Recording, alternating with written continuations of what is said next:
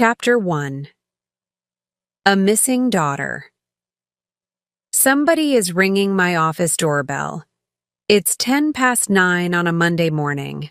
That's early for a client to call. But perhaps this is going to be a good week. Last week, business was not very good. I need some new clients. I look at my computer. I want to see the person before I open the door. The little camera over the door shows me a woman in a raincoat. About 40 maybe. Not rich. The raincoat is a cheap one from the street market. She's carrying a newspaper, the Putney Gazette. I hit the open door button on the wall. The door opens, and the woman comes in. "Are you the private investigator?" "Shirley Holmes," she asks. She looks around the office, probably looking for someone older. "I am." I use my older person voice. "Please sit down, Mrs. Williams." "Edith Williams," she says. She sits down in my best chair and looks around the office again, still looking for that older person. "How can I help you, Mrs. Williams?" I say. "What's your problem?" She looks at me then, and the trouble in her face is clear. "Do you find people?" she says. "Can you find my daughter?" "She left home 5 weeks ago. Just walked out. Took all her things and walked out, and not a word from her. No phone calls. Not even a text. Nothing." Edith Williams is nearly crying now. "Why?" I ask. I'm careful. Family problems can be dangerous. You open a door and all kinds of dark and horrible things come out. And when those dark and horrible things are out, you can never put them back in again. Edith Williams is still trying not to cry. "Why, Mrs. Williams?" I say again. "Why did your daughter leave home? Was there an argument?" "Not with me, no. It's her father. Now she really is crying. 5 weeks of crying, all in 2 minutes in my office. I get her a cup of coffee and sit on a chair next to her. "Tell me all about it, Mrs. Williams. Take your time." The daughter, Carrie, is 15, I learn. She likes boys, has lots of boyfriends, doesn't listen to her parents. So what's new? Many 15-year-old girls are like that. But the new boyfriend, Edith Williams says, is older, and he's not English.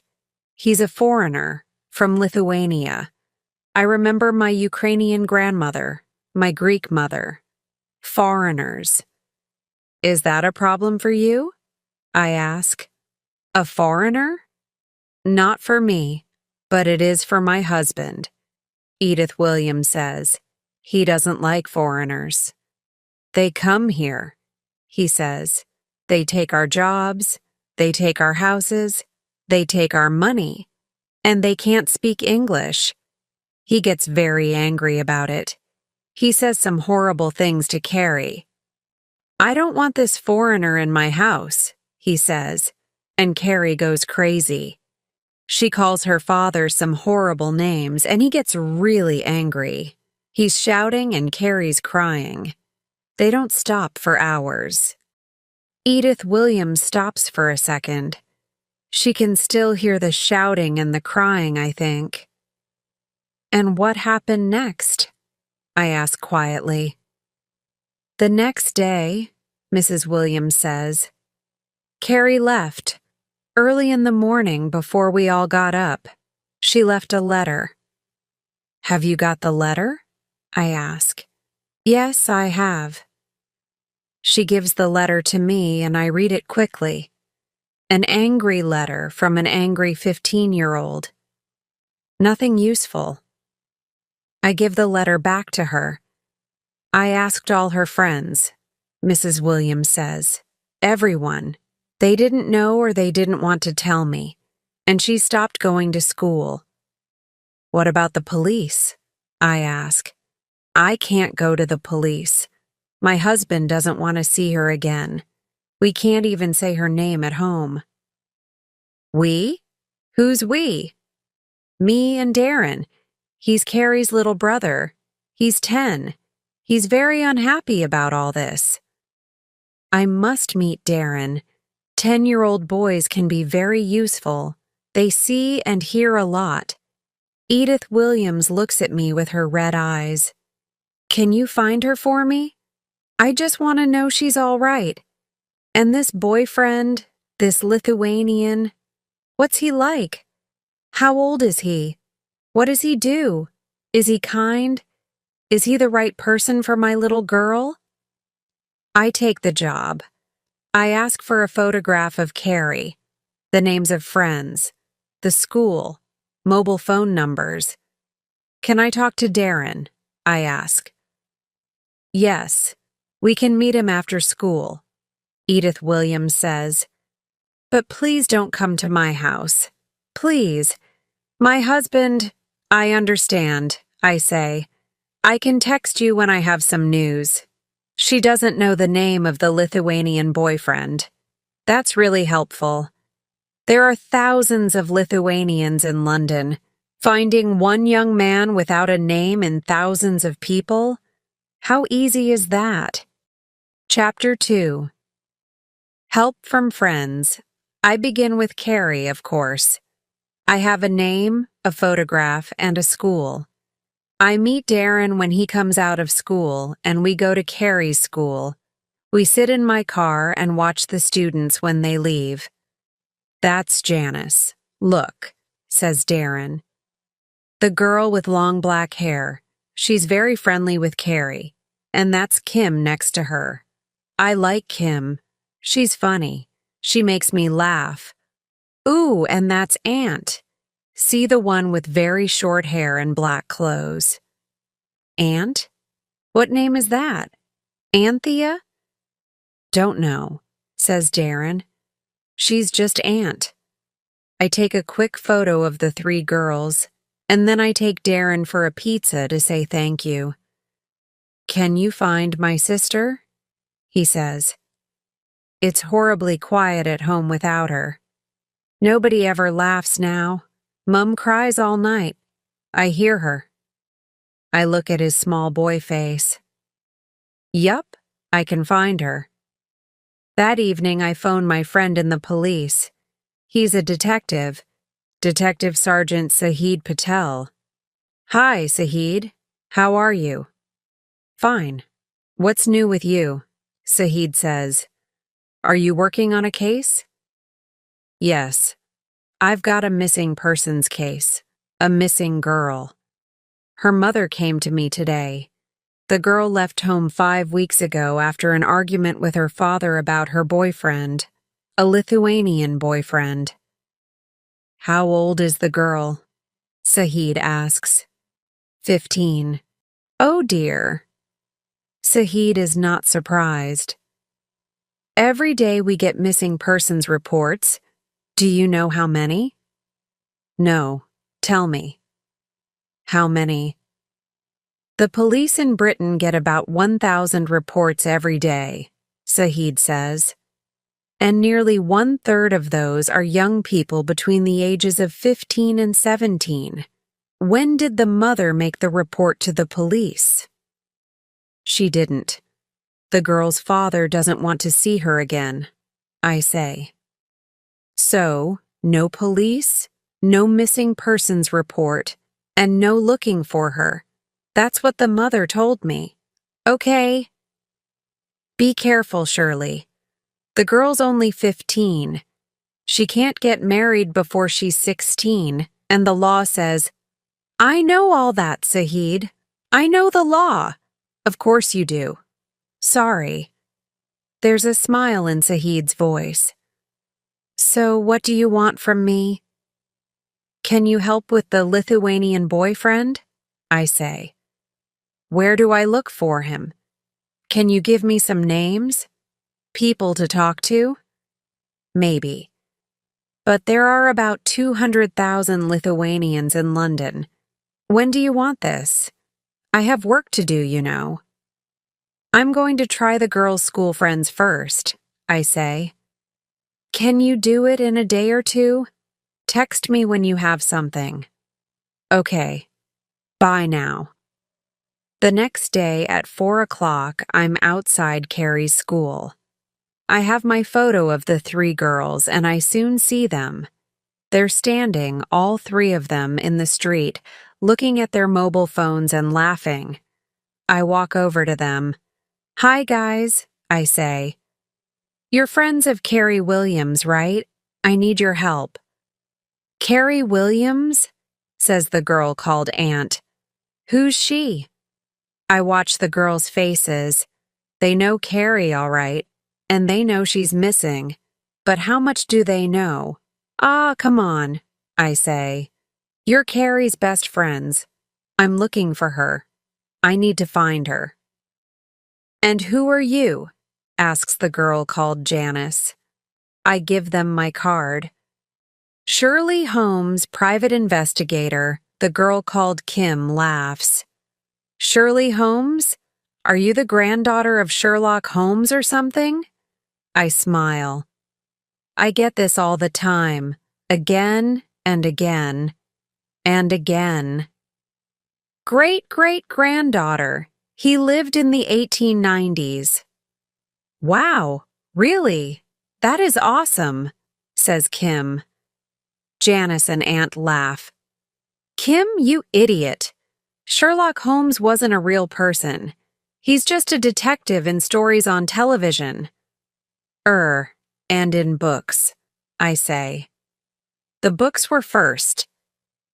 The girls look at me, and their faces are more friendly now.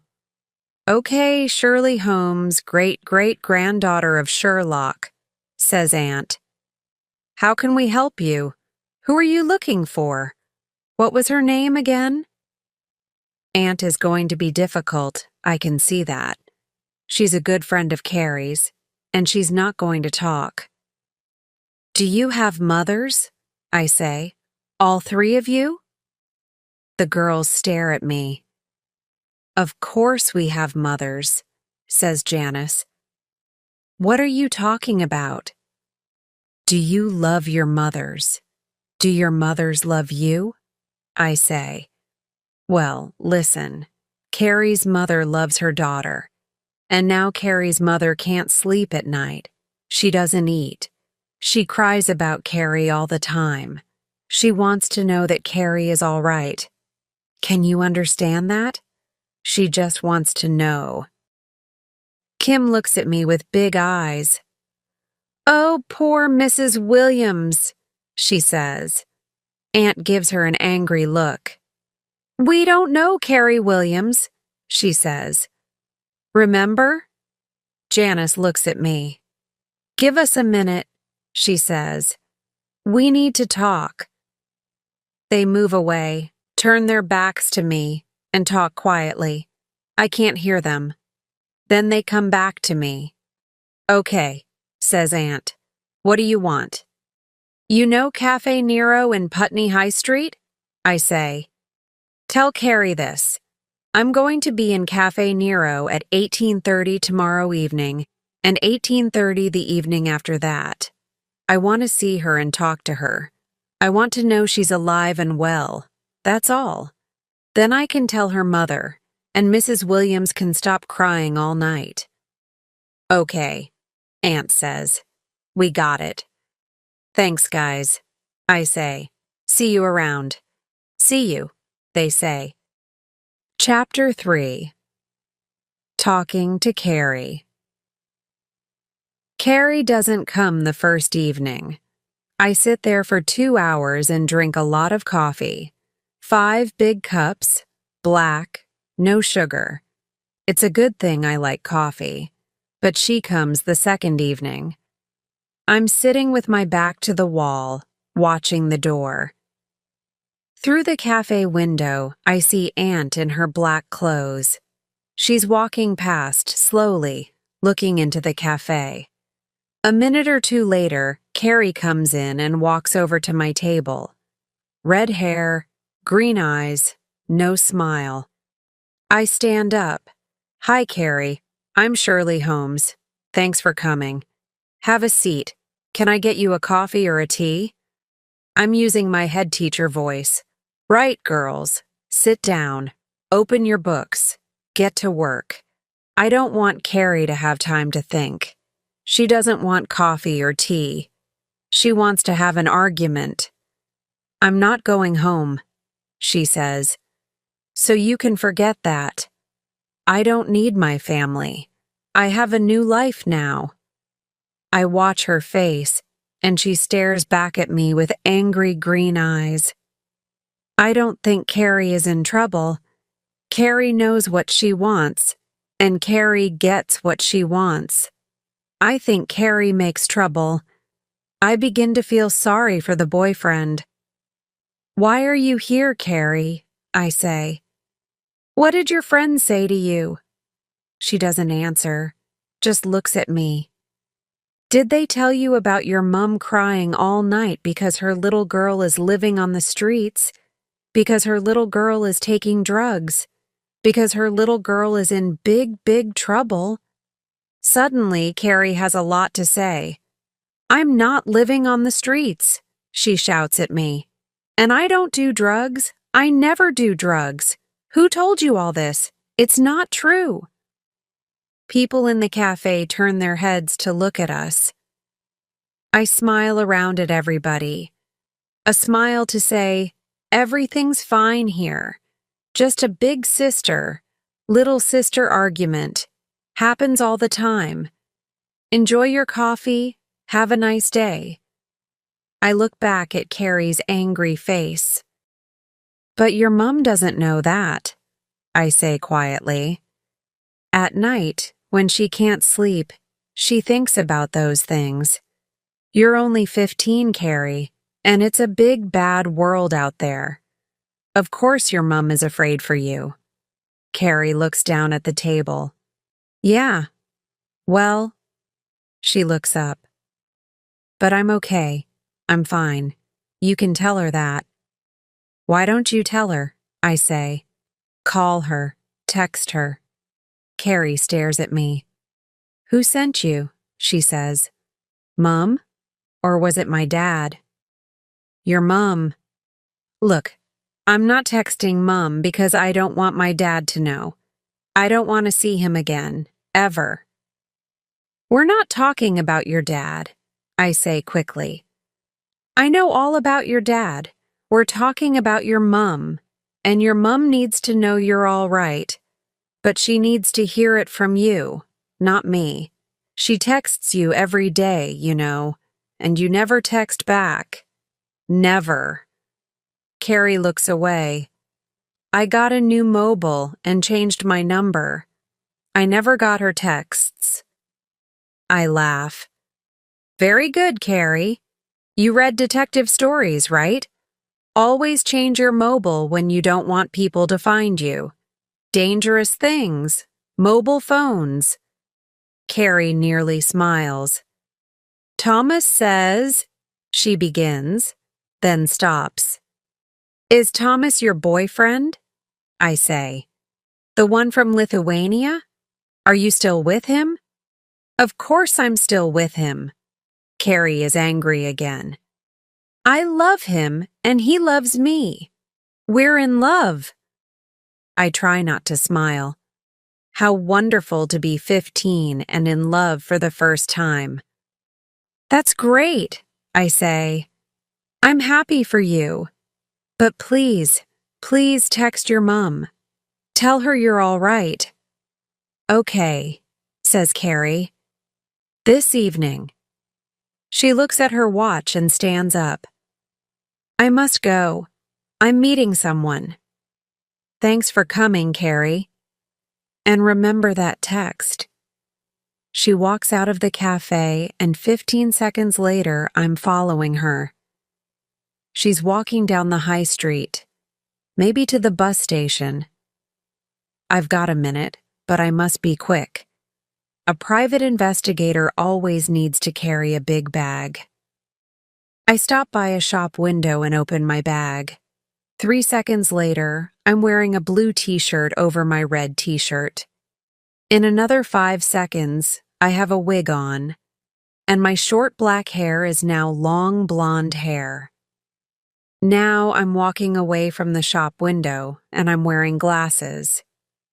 My big brown bag is now inside a small black backpack.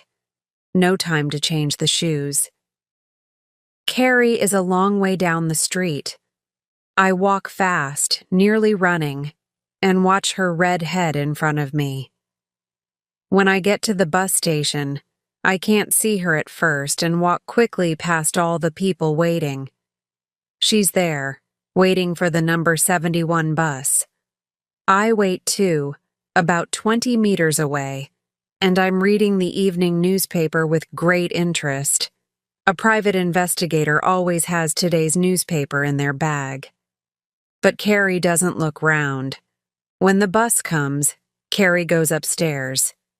This is good news for me because I can sit downstairs at the back of the bus. I can see Carrie when she gets off, but she can't see me. It's a short bus ride, only 10 minutes. Carrie gets off the bus and turns left into a small street. I'm 30 meters behind her. Carrie looks round once and sees someone with blonde hair in a blue t-shirt and glasses. She doesn't know me.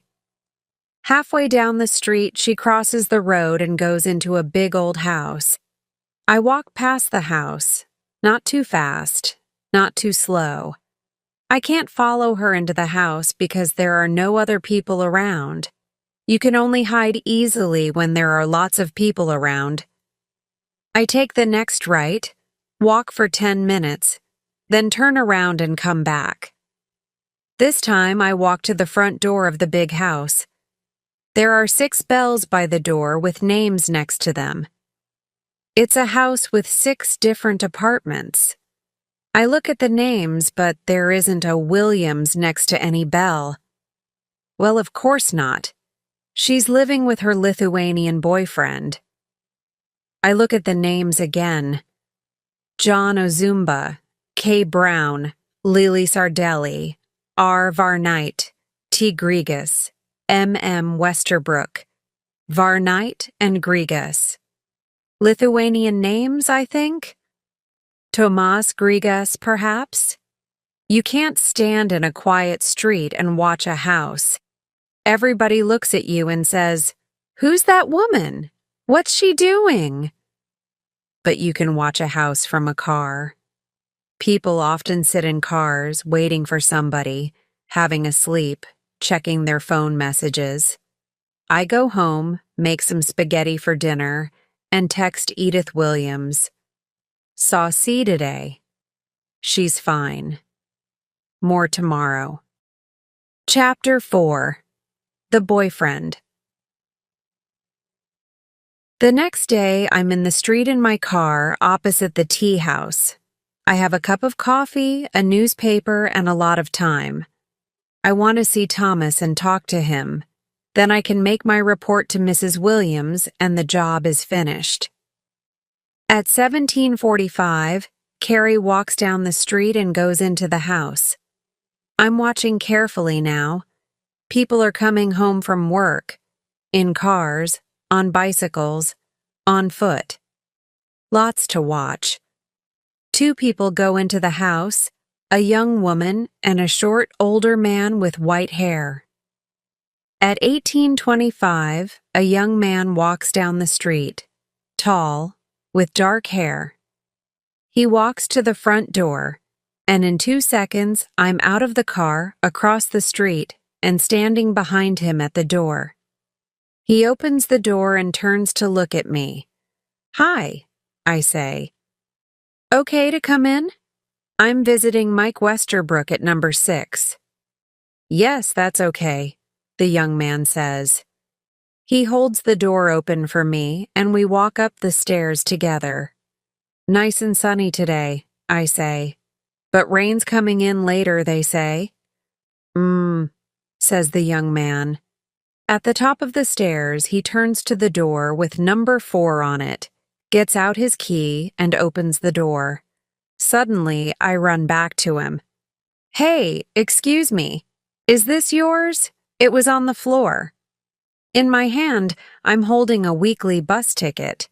It's more than 2 months old, but he can't see that because I've got my hand over the date. He looks at the ticket, and I look through the open door of number 4 and see Carrie in the room.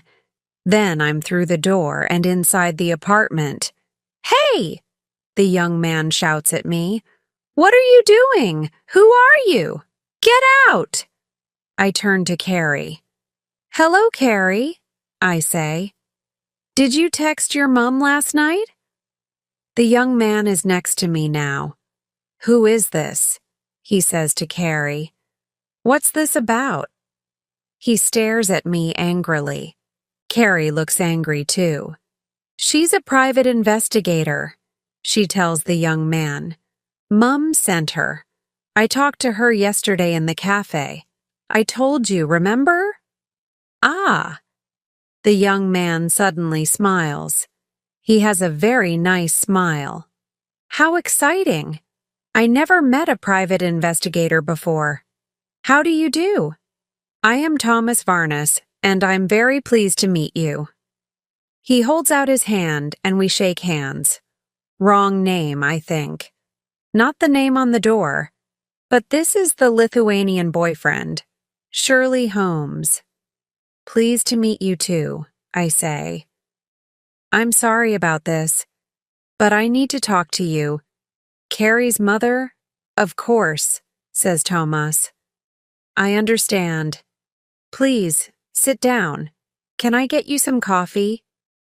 He and Carrie make coffee, and we all sit down around a table.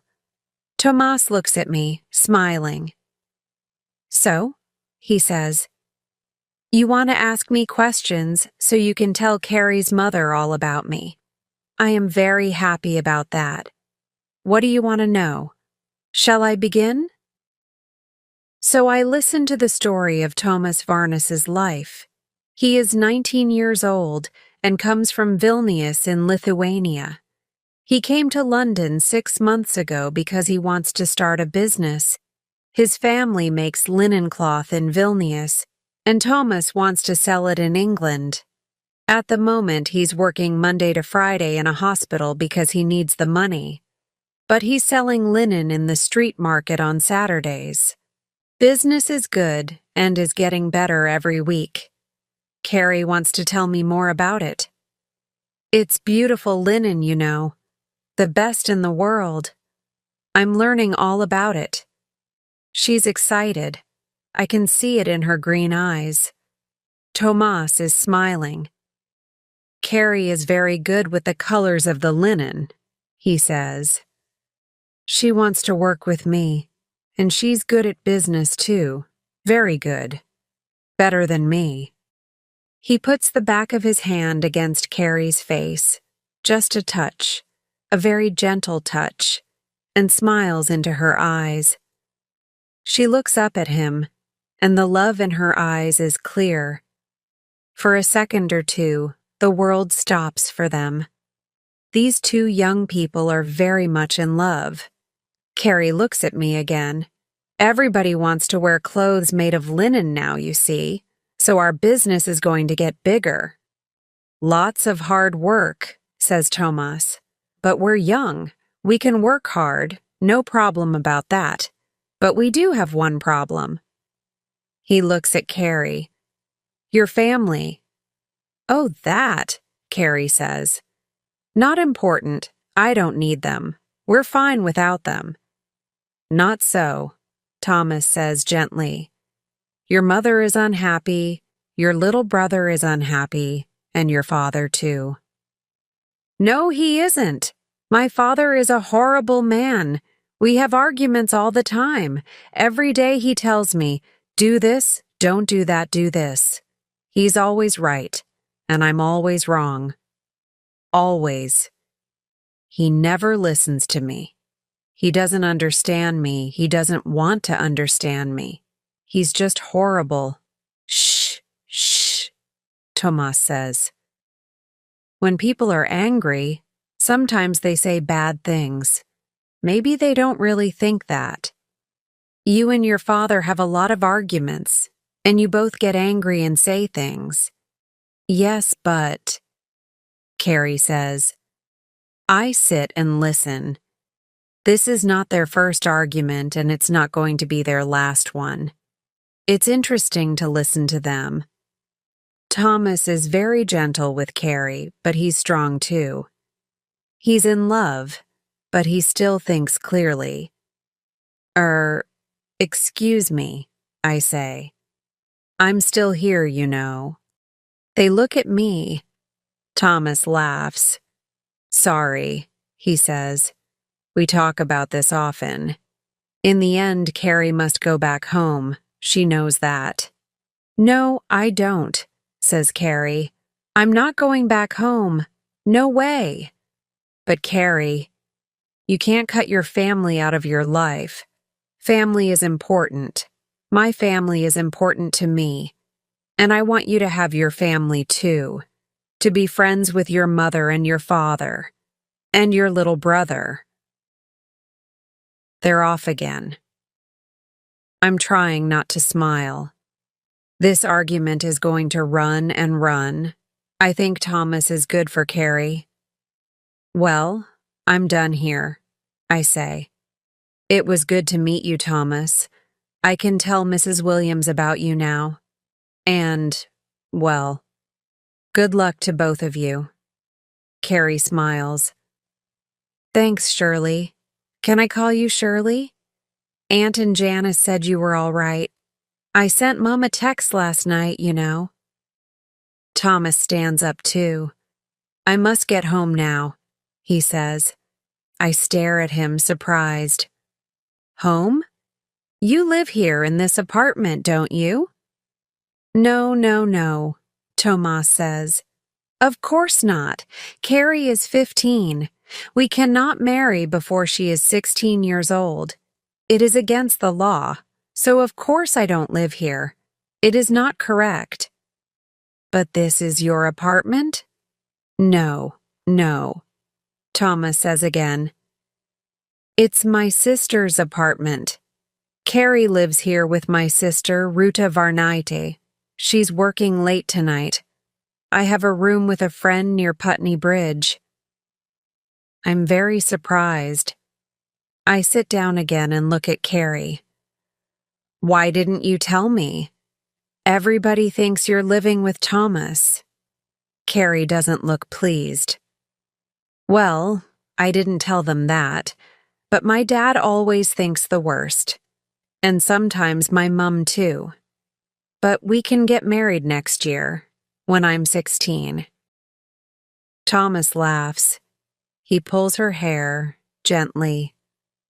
16 is still very young to get married. We can wait. I want to know your family first, and you want to know my family. Yes, I really want to meet your family, Carrie says. But you don't want to meet mine, you really don't.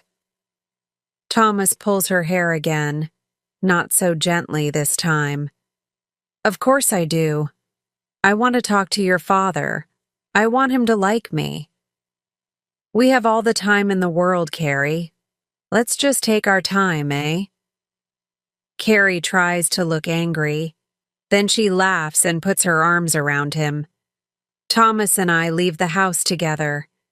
He walks with me to my car. I'm sorry about Mr. Williams, he says. I think he loves Carrie a lot.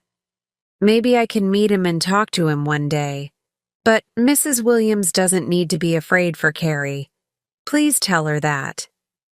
Of course, I say. I've got a lot to say to Mrs. Williams. Thomas and I shake hands again and say goodbye. I drive back to my office and check my messages. There's a message from Sahid. Call me about the Lithuanian boyfriend. I send him a text. Found the boyfriend, thanks. And the girl. All well, no problems. Easy case, nothing horrible. But thanks for the help. SH. A text comes back from Saheed at once. Oh, thanks a lot. I made 12 phone calls for you, all for nothing. Next time, you can help me. SP. Oh dear. Saheed is not pleased. I often need his help, so I must be nice to him. I send him another text. Sorry. Really, really sorry. Can I buy you a beer tonight? SH. A text comes back from him. Okay. The King's Arms, by the river, and 1:00 this evening. See you. SP. Chapter 5. A foot in the door. Kahid and I have a beer together, and I tell him all about the Lithuanian case. A father-daughter problem, eh? Says Saheed. Well, I know all about difficult fathers. Saheed is from an Indian family. He and his sister Layla have their problems with a difficult father, too. But Saheed never talks about his problems. He just does his job. He's a good detective. So, you did a good job there. A happy ending, says Saheed. Yes and no, I say. One more thing to do. We finish our beer and leave. Say hi to Layla for me, I say. Layla is my best friend. She's a lawyer. Layla, Saheed, and I have a lot of arguments about the law and the police and private investigators. We have a good time. I'm always right, of course. The next day is Saturday. I do some work on my laptop in the office and think about the Lithuanian case. How many young men are there like Thomas Varnas? I think about it some more, then I leave and walk to the Williams house. It's not far from my office. Mrs. Williams opens the door, sees me, and tries to shut the door again. But my foot is in the door. Can I come in, Mrs. Williams? I say, just for a minute. It's Saturday. My husband's at home. Edith Williams says, Please speak quietly. Look, I've got your money ready. Here it is. And thank you. Thank you. Carrie is texting me every day now, so I know she's all right. Please go now. Please don't. Who's that at the door, Edith? It's a man's voice. A big, strong voice. Oh, nobody, Mrs. Williams says quickly, but I'm inside the door now and looking at Mr. Williams. Oh, hello, he says. Who are you? Shirley Holmes, private investigator. How do you do? Your wife wanted me to find Carrie and to talk to her boyfriend. What? Mr. Williams turns to his wife. What did I say to you, Edith? He shouts. We're finished with that girl. We don't speak to her. We don't talk about her. And it's good news, Mr. Williams. I use my head teacher voice again. He's still shouting at his wife, so I shout too. And smile and smile. Yes, it's very good news, Mr. Williams. Your daughter Carrie is alive and well and living in London, and she has a wonderful boyfriend. Mr. Williams stops shouting and stares at me. Behind him, I can just see Darren's head. He's looking round a door with big eyes. Carrie's boyfriend is a very nice young man. His name is Thomas Varnas. He's 19 years old. He's a hard worker. He's kind. He's a foreigner, Mr. Williams says angrily. You have a problem with foreigners? I say. Mrs. Williams closes her eyes. She's waiting for something. What? A lot of bad language about foreigners from her husband? I look at Mr. Williams again, but he isn't saying anything. He's just staring at me angrily. And suddenly I understand. His problem isn't with foreigners. It's with his daughter. He wants to know that Carrie is all right. He wants to hear about her boyfriend. He wants to see her, to have her back home. But he can't find the words. He just can't say it. I speak quickly. Thomas is a very nice young man. I say it again. It's an important message. He works hard, he's doing 2 jobs, and he's going to make a good life for him and Carrie.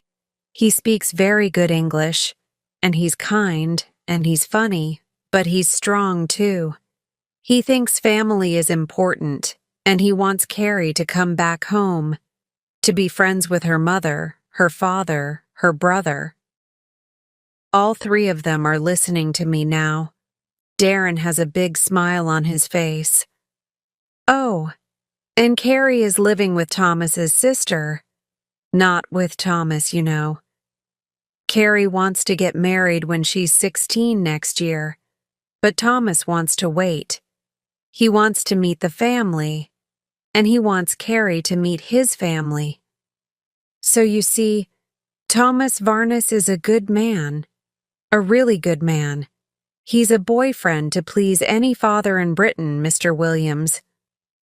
Carrie's father opens his mouth and closes it again. He still can't find the words. So now you know all about him, Mr. Williams. Meet him, talk to him, ask him to Sunday lunch. I turn to Mrs. Williams. Do you usually have Sunday lunch, you know, that wonderful British meal? All foreigners love it. Yes, she says. Yes, I always do a nice Sunday lunch. Well, there you are then, I say. I smile around at everybody. Sunday lunch. That's a good way to meet your daughter's boyfriend. I take my money from Mrs. Williams, give Darren a big smile and a wave, and walk to the front door. Nobody's shouting, nobody's crying. So far, so good. Have a nice day, everyone, I say, and close the door behind me. Chapter 6. A surprise visitor. The next 3 weeks are busy. I have a new case to work on, and I'm out of the office nearly every day.